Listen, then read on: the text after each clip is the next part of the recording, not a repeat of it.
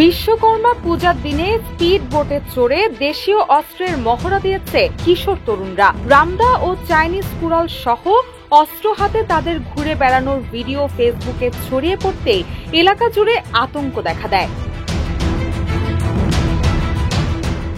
17 September viral হওয়া ভিডিওতে দেখা যায় কিছু কিশোর তরুণকে স্পিড বোটে অস্ত্র হাতে ঘুরে বেড়াতে। প্রত্যক্ষদর্শীরা জানান অন্তত 20টি স্পিড বোট ও অর্ধশতাধিক ট্রলার নিয়ে কিশোর তরুণরা কুমার নদের প্রায় 4 কিলোমিটার এলাকায় মহড়া চালিয়েছে। এ ঘটনায় স্থানীয় পূজা উদযাপন পরিষদের সভাপতি জগদীশ মালো জানান, পূজা শেষে প্রতি বছরই কিছু কিশোর তরুণ নদীতে মহড়া দেয়, তবে অস্ত্র প্রদর্শন এবারই প্রথম দেখলাম। এদিকে বিষয়টি নিশ্চিত করে ভাঙ্গা থানার ওসি মোহাম্মদ আশরাফ হোসেন বলেন, ভিডিওতে বিষয়টি নিশ্চিত হওয়ার পরপরই এ ব্যাপারে পুলিশের অভিযান অব্যাহত রয়েছে। তাৎক্ষণিক পদক্ষেপ নিয়েছি, অফিসার পাঠিয়েছি, তারা পালিয়েছে, আর তাদেরকে ধরার চেষ্টা অব্যাহত আছে।